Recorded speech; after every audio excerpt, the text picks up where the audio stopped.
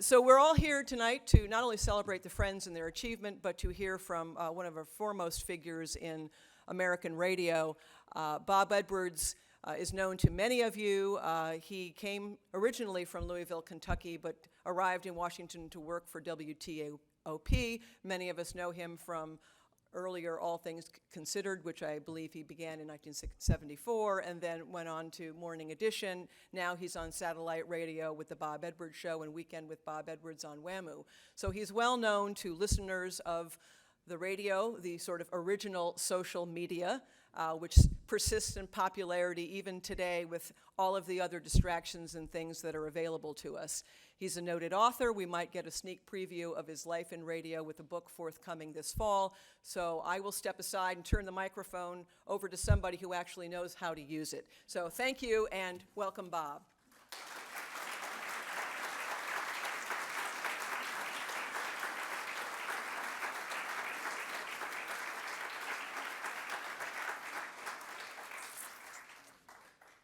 Hi, neighbors.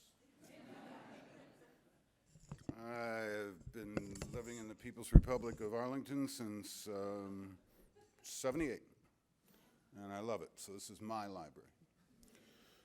And like you, I love books. I, ironically, grew up in a house with no books, and maybe that's why. My parents were not stupid. They were not illiterate. They devoured the newspaper every day. They read every word. And it was a good newspaper back then. It was the Louisville Courier-Journal. But I don't know. We were working class. I don't know. They grew up during the Depression. Maybe books were a luxury. Both of their daddies worked on the railroad. And, you know, there are lots of blue-collar bookworms out there, but not in my house. The only books we had were the textbooks that my brother and I needed for school, and at the end of the year they were sold, so there was no books. And then one day, my high school library set up a rack of paperbacks for sale. And to show you how old I am, paperbacks in those days were 35 cents. So I remember the first two I bought. It was The Diary of a Young Girl by Anne Frank, and To Kill a Mockingbird, Harper Lee.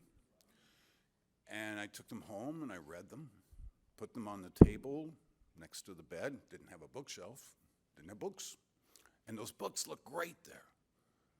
I loved the look of the books in my room. So every time I got 35 cents, I got another one. And I was working on improving myself. I was going to be an intellectual. I was going to come out of these circumstances I was in. So I bought the canon.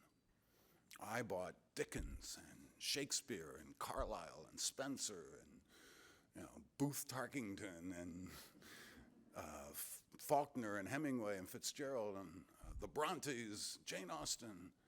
And this kept on for years and years until one day I went to work for this place called, in those days, National Public Radio, which no longer exists, by the way. They're now NPR.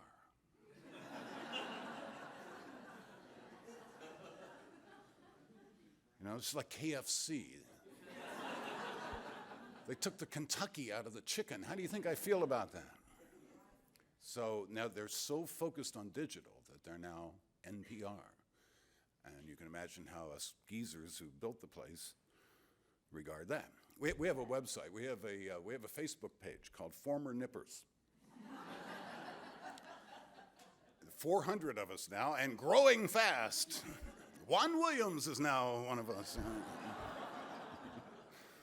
The woman who fired Juan Williams is one of us. Her CEO is now one of us. A lot of job openings downtown, if you want. And yeah, we have great fun on the page grousing about, how great it used to be. Anyway, we also discuss how journalistic miracles are performed at NPR daily still, thank God. And we all are still in love with the place. Anyway, I got this job. I'm 26 years old, and books are landing on my desk every day. I was co-hosting All Things Considered. And they're addressed to me, and they're free. Oh my God, I've gone to heaven. And not only that, I get to talk to the people who wrote these things. I'm 26 years old. I'm interviewing Allen Ginsberg and John Updike, and some of these people become friends of mine, like Richard Bausch and Bobby Ann Mason. I mean, what a life. Well, that's the last time I bought a book. I have not bought a book since I went to work for NPR in February 1974. Have not paid a dime for a book. And I would, get these people to sign their books, and I would take them home. And I needed bookshelves. Twice we had to move. A bigger house to handle the books. Let's see, I had one wall of the basement, one whole wall was history. The opposite wall was fiction, Alice Adams to about Bobby Ann Mason. The second half of the fiction library was in the living room. The dining room was Kentucky. Robert Penn Warren, Wendell Berry, James Still, great writers. Let's see, oh yes, literary biography was in my bedroom. Sports was in the attic. And then 2 years ago, I was divorced and had to move from a lovely house in Terra, 3-bedroom, to a condo 2 subway stops away at Courthouse. No room. I gave 6,000 books to American University. But they're still over there. They're in driving distance. I can go visit them. And I had that done on a day when I was out of the house. I couldn't bear to see it. Couldn't bear to see it happen. So that's what happened to my library, but I'm still interviewing authors, still amassing books. Never thought I would write one of my own. And then one day my friend, Red Barber, died. Red Barber was a pioneer sportscaster. Started in radio in 1930 when they were still making it up, writing their own rules of radio. Very colorful man, Southerner, storyteller, had this great accent, fabulous expressions, and he would work them into play-by-play broadcasting of first the Cincinnati Reds, then the Brooklyn Dodgers, then the New York Yankees. An infielder would have trouble with the ball. Well, that ball was as slick as oiled okra. He would quote, his mother was a school teacher, so he would quote Byron and Coleridge. A shortstop would, boot 2 balls and make a good play on the third, and he would say, and like the ancient mariner, he stoppeth 1 in 3. You didn't get this stuff from Harry Carey, So when we started Morning Edition, we had a sports segment. We had designated segments. News, feature, sports was down here. I'm going around the clock. Business and arts. And so we had designated segments and no history of ever doing sports in public radio. No. We had no sports reporter then. The stations had never done sports. Well, what are we going to do? We're going to put commentators in there. So Ketzel Levine was the sports producer. And she recruited Red as one of the commentators. Frank DeFord was another one, and he's still doing it after all these years. And it was Red's idea that he didn't want to read a script or anything. He didn't want to write anything. He wanted to have a live conversation with the host of the program. That was me. And this turned out to be the best thing that ever happened to me because I learned how to do broadcasting without a script. And sometimes you have to do that when there's breaking news, like on 9/11. I got nothing to go on. I've just got to tell you what people are telling me in my ear and what's moving on the wires and that sort of thing. And Red Barber taught me how to do that. because this was so unscripted. And he would ask me questions. I've never been asked questions before. And it was just a wonderful, wonderful thing, and people loved it. They didn't go anywhere for those 4 minutes, and they listened and loved it dearly. I think it was the most popular thing ever at NPR. And then one day he died, and people were hurt and sad, and publishers started calling me saying, you should do a book about that. So I did. I have one here. So I did this book, Fridays with Red, and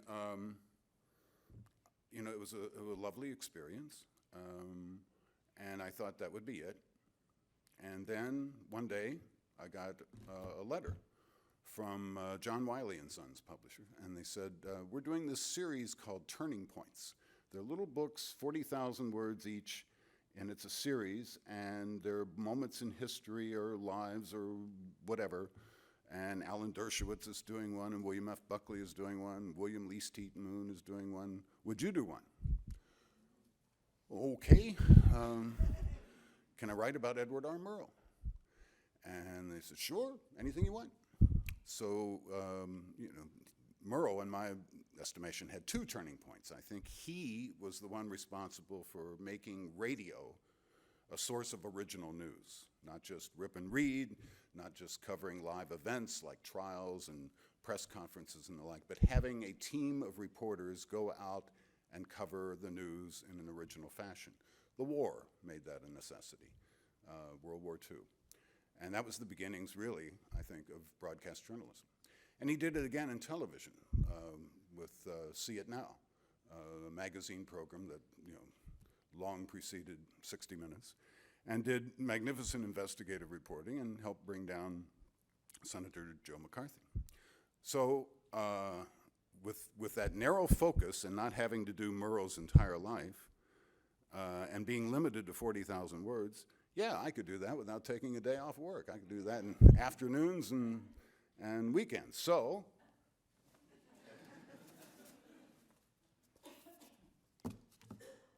I love that photograph. That guy, I swear, men wanted to be that guy. Women wanted to be with that guy. He was just magnificent. And so there was book 2, and I thought, well, that's that.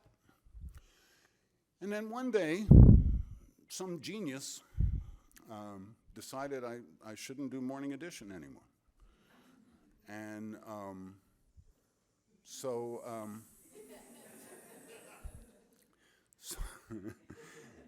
and 50,000 people thought otherwise and wrote emails.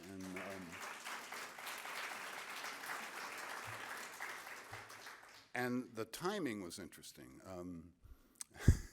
It was while this was announced while stations were doing pledge drives. So imagine how pleased they were. And so listeners wanting to, strike back, blamed the stations by withholding their money. They didn't feel like giving money. And it wasn't the station's fault. They weren't consulted. It was ridiculous that they were hurt by this. But anyway, stations were angry at NPR. Listeners were angry at NPR. And they kind of lost their composure and had to find other reasons for why they did what they did. So they started saying bad things about me in the New York Times. And this really hurt, hurt real bad. Because I'd been there 30 years and, believed in the place, loved the place, and they're covering their butts with trash talking. So I went home one day and I was feeling just as bad as I could possibly be, and there was this FedEx letter waiting for me from Hugh Panero, who was then the CEO of what was then XM Satellite Radio.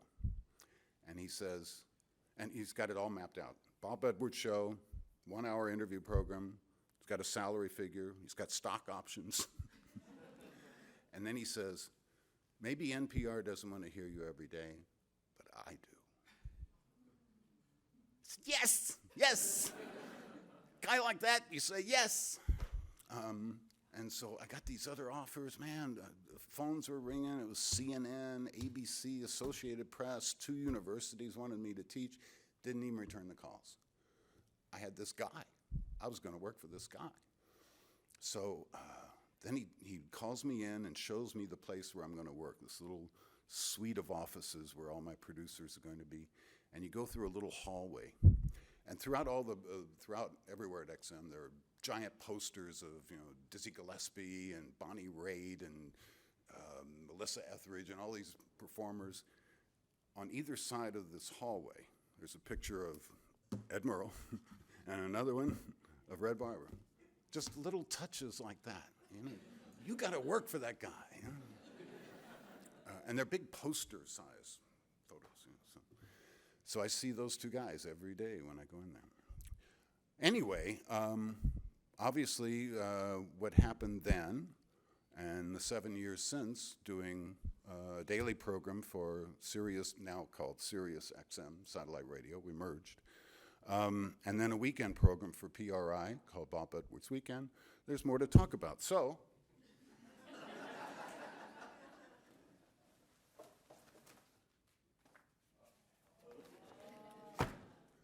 coming in November. There's the cover. But this is an interesting illustration, okay?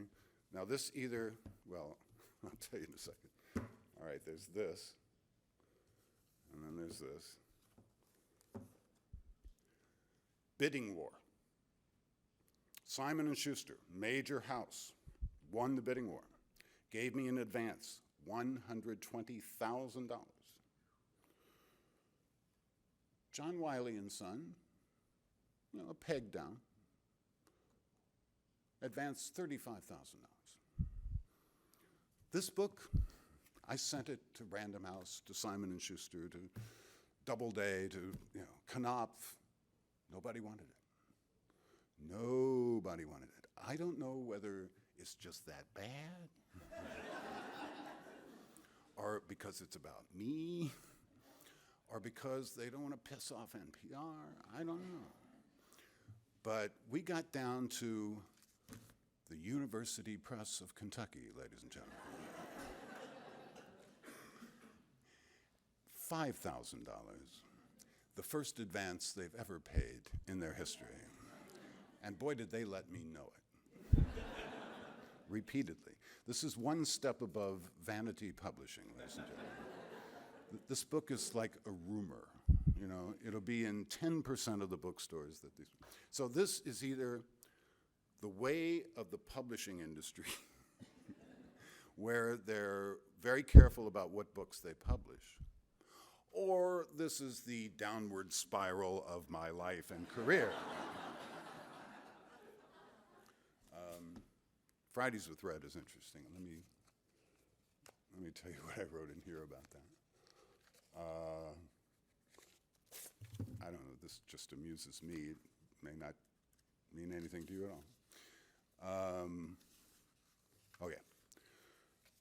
all. Since Red had meant so much to our listeners, I decided to take 4 months off and write a book about his life and his time on Morning Edition and our friendship. Fridays with Red was a nice little book about an old man and a young man, a mentor and his student. The old man is endearing, funny, and says wise things. And then he dies, and the young man misses him. It sold 42,000 copies and is now out of print. 4 years later, sports writer Mitch Albom wrote a book about his friendship with college professor Maury Schwartz. Tuesdays with Maury is a nice little book about an old man and a young man, a mentor and a student. The old man is endearing, funny, and says wise things. And then he dies, and the young man misses him. So far, it has sold 12 million copies in more than 50 editions around the world. It may never be out of print. I'm pretty sure that no one who reviewed Tuesdays with Maury made any mention of the earlier Fridays with Red. So great idea, different execution. Thank you, Mitch Albom. Anyway, with this show I have now, I can do so many things that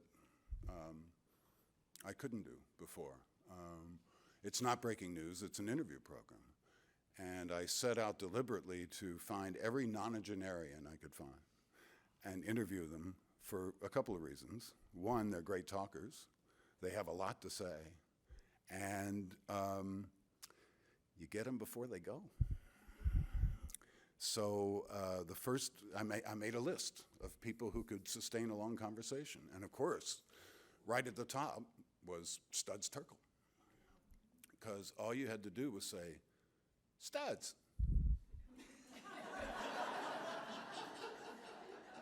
How's it going? And you had your hour. And he could tell you the story in 5 minutes, a half an hour, or an hour, or more. Red could do that. He would say, I would ask him for a story, and he'd say, how much time do you have? And he would fit it, and he would, do it to the second. Those guys were great. I love those guys.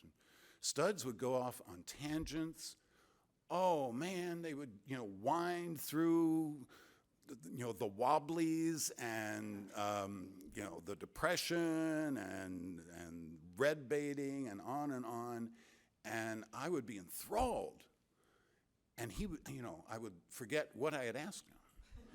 But he would come right back. It had a point. And his tangents, he never forgot what I had asked him. The tangents were important, and he'd come right back to answer what I had asked him. It was just stunning. What I'm doing is something that's almost lost. It's conversation.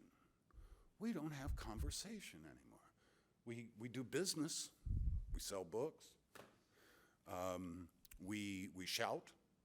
We bloviate. We opine. We get the message of the day across. But we don't have conversation. So that's the point of the program I'm doing. And we're also able to do other things.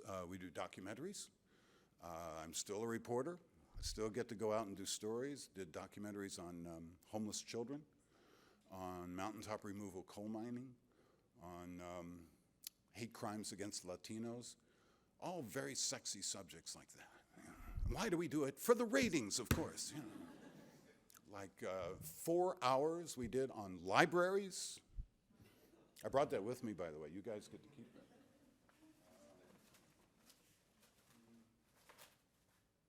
Libraries. 4 hours on libraries because it's so sexy. We were worried about publishing, and we did, I think, 5 hours on publishing from all different perspectives, from those of writers, booksellers, book banners, librarians who are confronted with angry, irate citizens who want books taken off the shelves, and what's the process for that, all kinds of things. We worried about publishing because, again, the publishers are careful now, much more careful. Books that would have been published for sure in the past are now not getting published at all. Or maybe they're finding other ways. They're being self-published or they're published online. But that has completely changed. So we had to do 5 hours on that. Another great ratings grabber. But see, we have time. We have the time to do it. And my bosses are so supportive. They say, you know how to do a radio program? Go do it. So we, and when I say we, there are 10 of us on the program, we do what we please. And it's exciting. I mean, who gets to do that? But, hats off to my bosses who are even greater because they're in New York and I never see them. But they never tell me who to talk to. They're always positive about the programs. I don't know how long this is going to last, but I'm having a great time. And I'm still bringing the authors on. Tomorrow, Ann Patchett is a wonderful writer. And Thursday, Dean Faulkner Wells, who is William Faulkner's niece and helped raise him. She called him Pappy. And she's got tales. Oh my God, wild tales. But it's about Faulkner, so you know it's true. And we'll tour Roanoke, his house in Oxford. Tours are great on the radio. Everything looks great. So we're still doing literature. I still love books. Still bringing it on this program, and hope you all listen and enjoy it. And what do y'all want to know? Be glad to take questions. We have microphones back here. Oh, and don't forget, November. I'm coming back. We'll talk about it. Do you have a favorite anecdote about Daniel Shore? Oh my. Oh, I just love Dan. I wanted to, there was a period when I left NPR where they wouldn't allow anyone to come over and talk to me. You know, I wanted to talk to Scott. Scott had a novel out, and I wanted to talk to him about that, and they wouldn't let him come.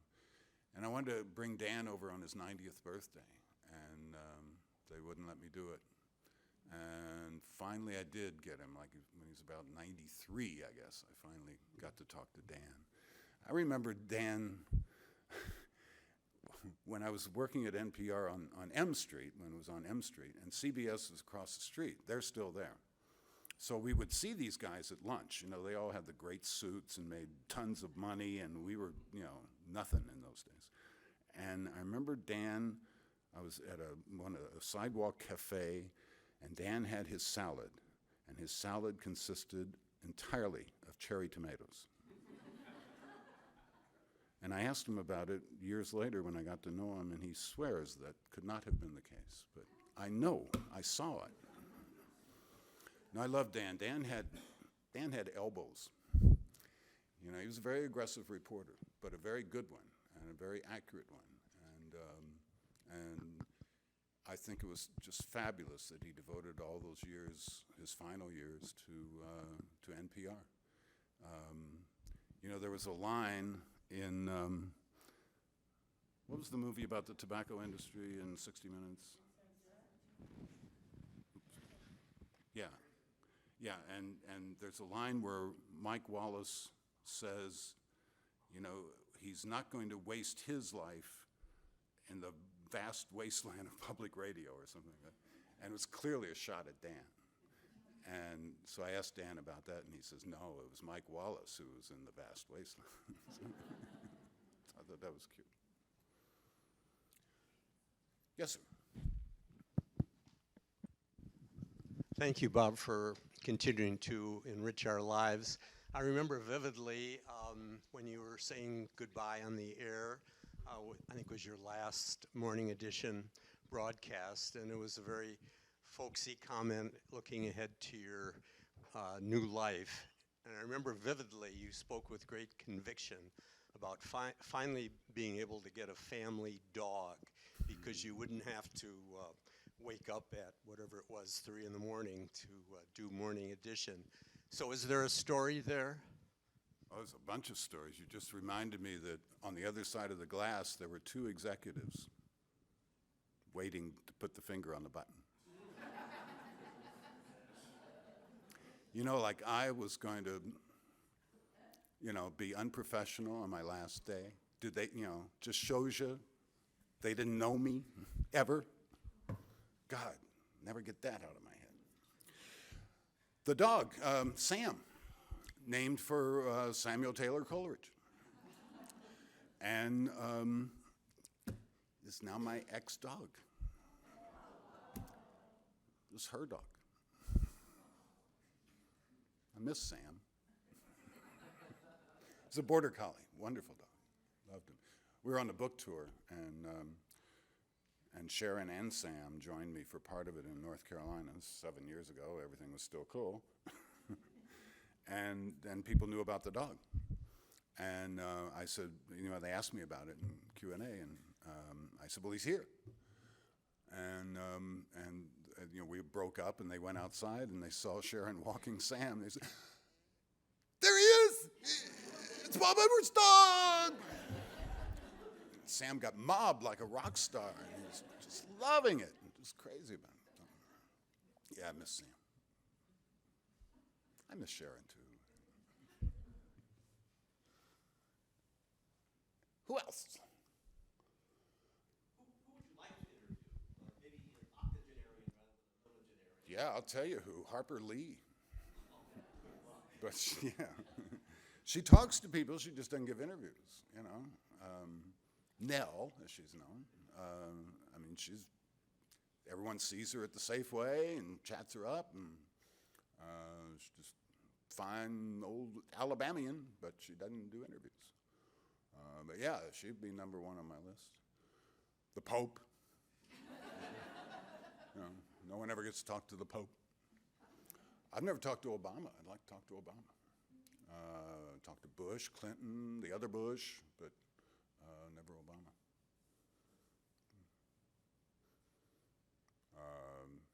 Anthony Weiner.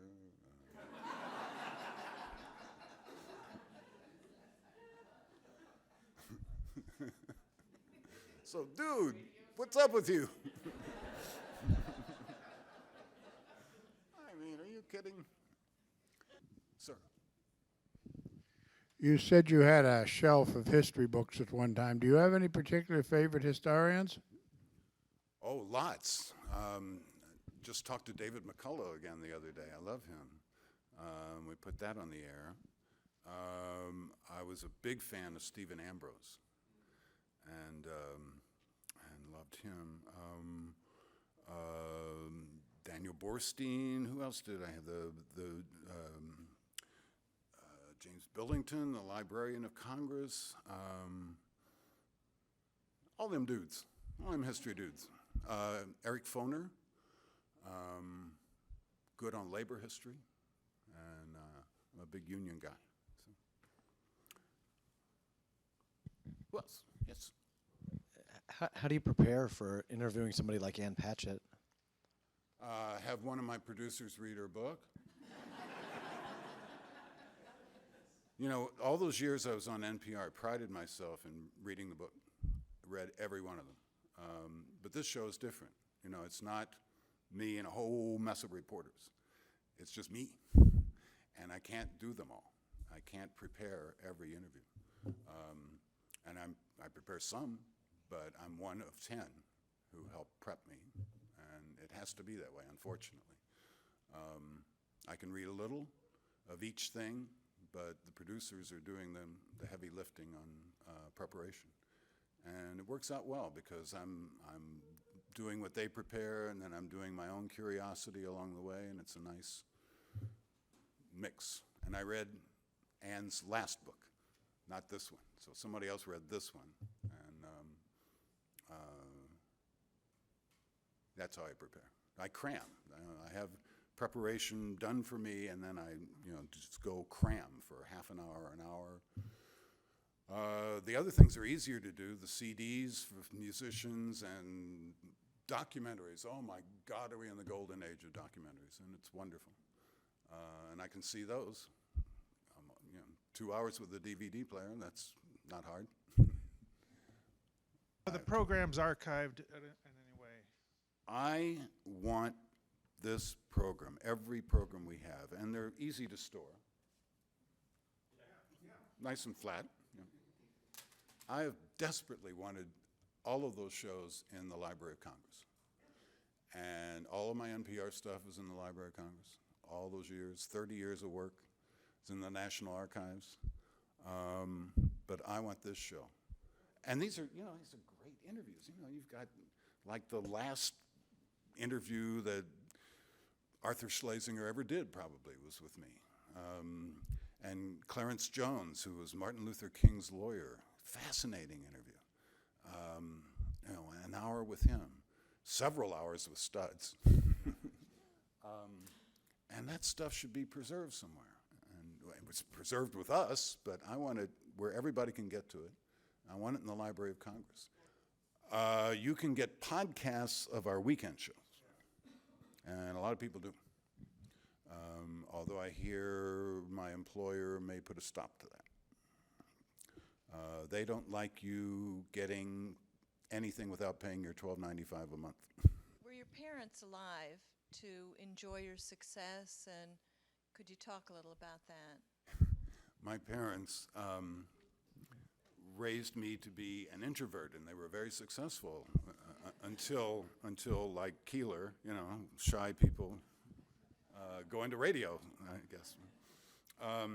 Yeah, my father worked at City Hall in Louisville, and always thought that there would be some family scandal that would, hurt the whole deal and hurt his job in the accounting department of it.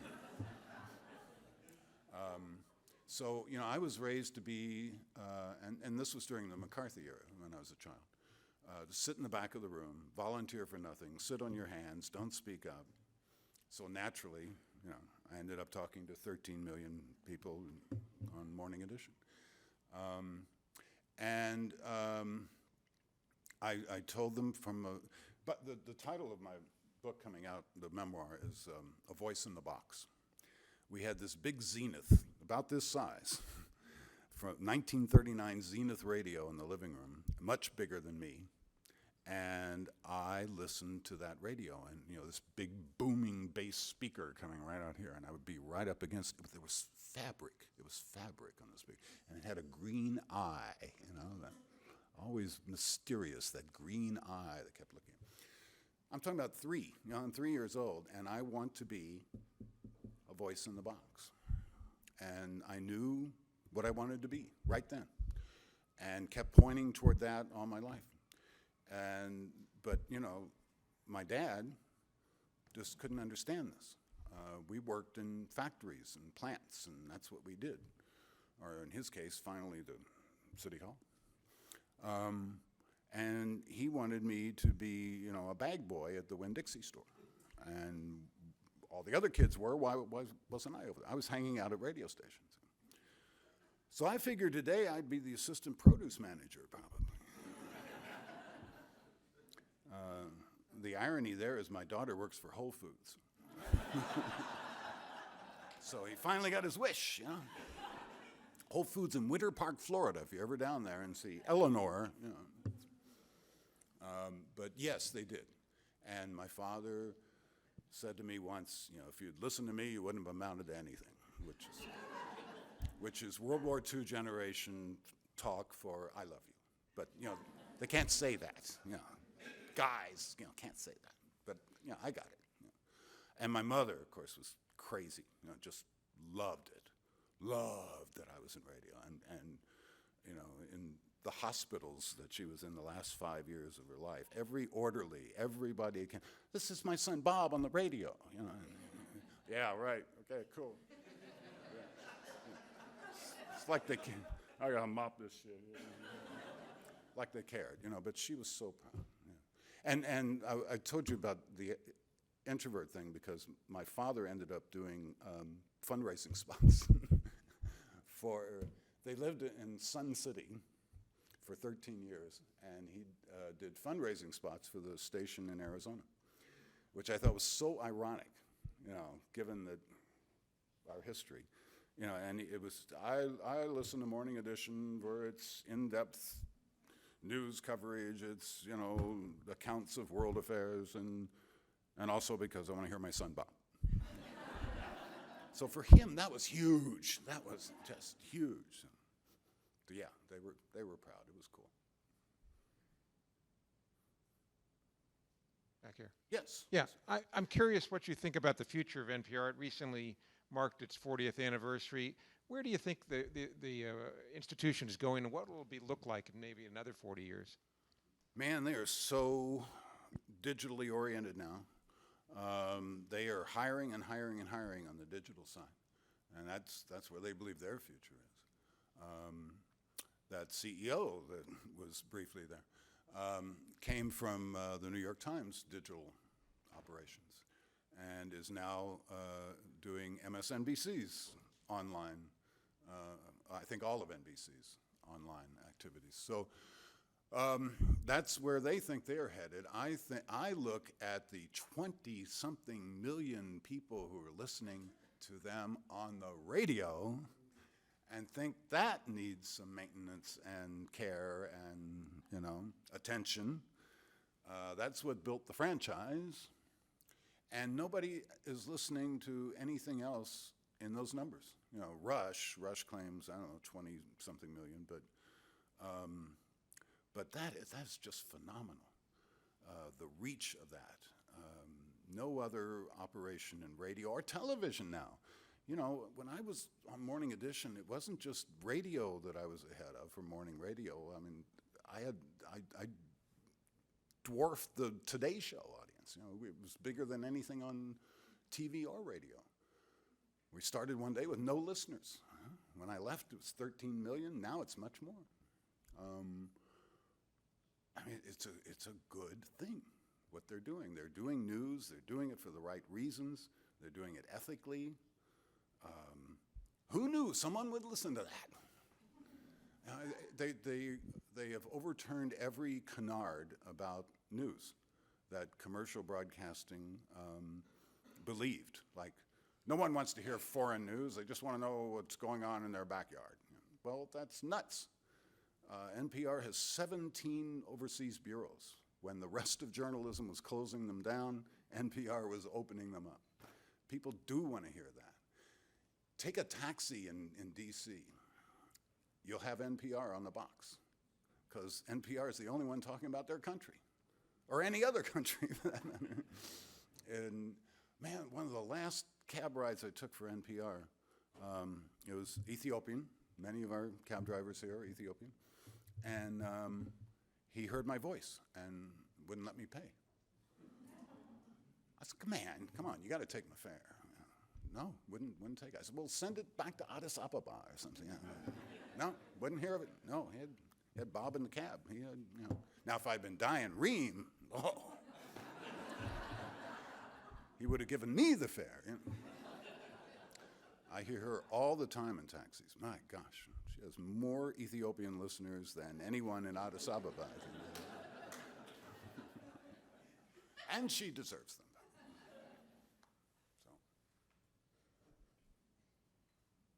No, I think they've still got a future in radio, whether they know it or not. Wanted to ask about Edward R. Murrow, and as you know, what he never planned on becoming Edward R. Murrow. His training in college and then some unexpected circumstances sort of blended together. And I guess I wondered, again, asking you to have a crystal ball, what would happen now if there were an Edward R. Murrow? What would one do? What is the job of the preeminent broadcast journalist now in the future? Murrow was really headed toward education and joined CBS as director of talks. His job was to arrange speakers, because in those days in radio you had people who just came on and talked. And ultimately, he found himself in Europe and a war breaking out. There is a book that needs to be written about Murrow that has not been written. Before he went to CBS, he worked for the what is now the Carnegie educational thing. What is it? The International Student something. It's in my book. Anyway. When Hitler took over in Germany, the first thing he did was burn books and go after the labor people and academics. And academics couldn't function in Germany, and then later in other parts of Europe where the Nazis took over. They came to Murrow's organization and asked to take care of these people. To find them places on American college campuses where they could function. And this is little known, but Edward R. Murrow was responsible for bringing to this country Thomas Mann, Paul Tillich, oh, God, I've got to read them. Anyway, some of the greatest minds of Europe who stayed here and now, have protégés and their protégés' protégés. You have that ripple effect academically, all going back to that period when Murrow was bringing in the great minds of Europe to work on American campuses. And that wasn't easy because the Depression was on, jobs were scarce, a lot of these were Jews. That was a time when, I don't have to tell you that.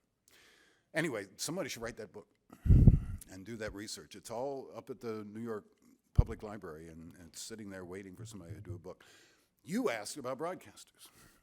The closest thing I think we've had to Murrow since has been Bill Moyers, who would do magnificent investigative journalism in the style that Murrow would do. It's sort of like See It Now. Murrow would go out and investigate and arrive at a truth. He didn't care about balance, because a lot of balance is phony, all arguments are not equal. He would never bring on a liar to balance the truth, just because, you get your left winger, you get your right winger, there, we've pleased both sides. Well, that's show business. That's not arriving at a truth. He would investigate, find out what he believed to be true, make sure his facts were straight, and then present the story. And that's what Moyers did. And like Murrow, he would have that commentary at the end, and that's what would always get him in trouble. With PBS, with Congress, which votes, after all, on public broadcasting's appropriation. So Moyers would go with a show for a while, and then he'd get in trouble. And then he'd disappear and write some books, and then he would start another show and go for a few years. You ever notice that? If you look back at Moyers' career, he's had like 5 different shows. But I think he's through now. I mean, he's well into his 70s, and I think he's tired. But he'll write books. And he just blurbed my book, by the way. Oh, it's great. Anyway, look for a blurb from Bill Moyers. But I don't think there's anyone else like him. I think, Koppel was pretty close. But I don't see them out there now because there's no format for that sort of thing out there that I can see. Even CNN, they really only do the news when there's some fabulous breaking story. And in between, they're doing personality shows. There are shows built around, Anderson Cooper and those other people. But where is the continuous news coverage? Where is, yes, ma'am. I read the Team of Rivals, and they talked about people traveling distances to then listen to speeches that went on for 3 hours. And I remember when I read that, I thought, are you kidding me? I can't imagine. I mean, now, nobody has that kind of attention span anymore. I mean, what do you sort of see as the future in that regard? I mean, do you think people do have longer attention spans? Do you think it's good to be hopeful and program that way and hope that there are still a few left? Or because obviously generations that knew the radio back in the day, those are going to die off, obviously. And what do you think's going to happen? I remember the day I heard someone say, "Gee, blogs are long." Blogs are so long. And sure enough, we got Twitter. So, that's obviously not my thing. I have never tweeted. I don't think I could get something down to however many characters you're allowed, but I don't think I could do that. So no photos? Oh, from the gym? Yeah, right. Yes, you'll love my book, Photography by Andrew Weiner. What's up with him? Anyway, yes. In another medium, could you comment on the Charlie Rose phenomenon? Oh, God, I thought you were going with Charlie Sheen. I'm so glad. Love Charlie Sheen. He said, of his goddesses, someone said, "Porn stars, Charlie, porn stars?" He said, "They're the best at what they do." There's a logic there. Think about that if you're Charlie Sheen. Charlie Rose.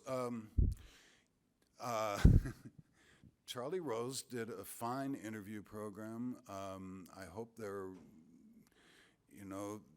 a place for that still. If it's not Charlie, I hope it's somebody else. How did you want me to address Charlie? I was on his program. I thought it was a great program. I think there should be more like them. Alas, you don't have the long-form interview anymore. That's what I do, and there should be a place for that on television too. We're going to take one more question. Hi, you mentioned the freedom you had when you joined XM Satellite Radio, and I'm wondering, as a young journalist, broadcaster, when you entered NPR, and NPR was a young organization, and then being able to join XM when that was a young organization, how you think, it seems like a fairly rare opportunity for a veteran broadcaster, and how you think that's shaped your career and outlook.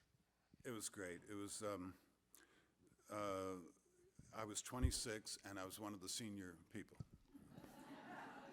They could not afford to hire veteran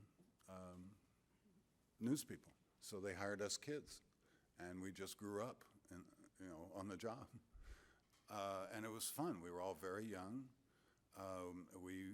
It was bottom up. We started the day with a blank board, and it was then 90 minutes. By 5 o'clock, we had to have 90 minutes filled. We had to put something up there. Sometimes it was still in progress, and we weren't sure if we could, complete the 90 minutes, but we did it every day, and it was fun. We would make up stuff, not news. We didn't do so much news in those early days. It was more magazine-y, more artsy. I think we interviewed every dulcimer maker in America. We had the sounds of a quilting bee, ladies quilting and chatting, and this was the type of thing we were doing. And then, in the middle would be some fabulous piece of journalism like you'd never heard before. Very first show was the May Day riots that were going on here. I think the show started May 3rd, so they were still going on throughout the city. And the famous moment was Jeff Kamen, who's now, I think, a TV reporter in New York, saying, "Officer, is that a traditional crowd control technique, riding your motorcycle into the crowd?" And when you heard that on the first program, you knew this was something different. This was something completely different. Well, that was then. And over the years, we built this audience. And so we became important. And it became a different place. It became a rigidly managed place. It became a very corporate style place. So it wasn't bottom up anymore. It was top down. Whereas there used to be a completely different way of doing a story on Morning Edition than there was on All Things Considered, suddenly we were required to have uniformity. We were building a brand called NPR News, so that individual programs and individual people mattered less than NPR News. And understand the logic behind that. It worked, obviously. It absolutely worked. I mean, look at the success of it. But, it wasn't fun anymore. And I was micromanaged. Proud to still be on the team. I would, if I was still a Morning Edition, I'd probably still be there doing it. But they would order me on the pronunciation of individual syllables of words. It got to be that bad. And it wasn't fun anymore. It was great news, but it wasn't fun. The way it was in the early years when we had to come up with the stuff instead of being ordered to do this way. Now I go over to XM and it's something new again. It's satellite radio and it's bottom up and it's fun again. Radio is just so much fun. You can do so much with so little. It's cheap. You don't have to worry about the weather or whether the sun is out, with the satellite phone or, even a cell phone. You get broadcast quality anywhere in the world. I love it. And as Alistair Cook said, the pictures are better on radio. And they are, because you make them. We help you. We're giving you little hints, but you're making the picture. So you're not distracted by anything, and you're listening to every word. You know, you look at a television, and something distracts you. Oh, what's that? Oh, what's Leslie done with her hair? And, you know, you're not listening. In radio, you're listening. It's going right to your head. And television likes to go for your gut anyway. They don't care about your head. They want to move you in other ways. Mr. Edwards, we do have one last question. This is it. Uh-oh. Actually, this is not a question. I lied. Actually, I just wanted you to know that the only reason I know it's you is because I have to close my eyes to really know it's you. I have never seen a picture of you. I'm not disappointed. It's a good reason for that. Remember that face for radio thing that you heard? I was talking to my daughter about this this meeting, and I said, "It's so exciting! Bob Edwards is coming to talk. You grew up with Bob Edwards." And my daughter said, "Who's Bob Edwards?" And I realized, you know, I had my daughter when I was 23 years old, and I realized that it's not my kids who grew up with you, it was me who grew up with you. And I just wanted to thank you. Well, thank you.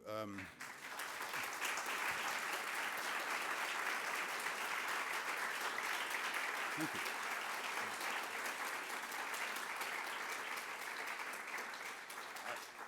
I get so many people that say, you know, they were car seat babies, and they were forced to listen. And ultimately, they dug it too. And I get that all the time. I get, oh, I grew up listening to you. You know, I think I'm talking to a peer. And they say, oh, I grew up listening to you. That's the go. You know, particularly when you're a single guy. You know. Oh, I grew up listening to you. Oh, thanks. Yeah, that's great. So now I'm dating one of those. So there. Thank you all. Appreciate it.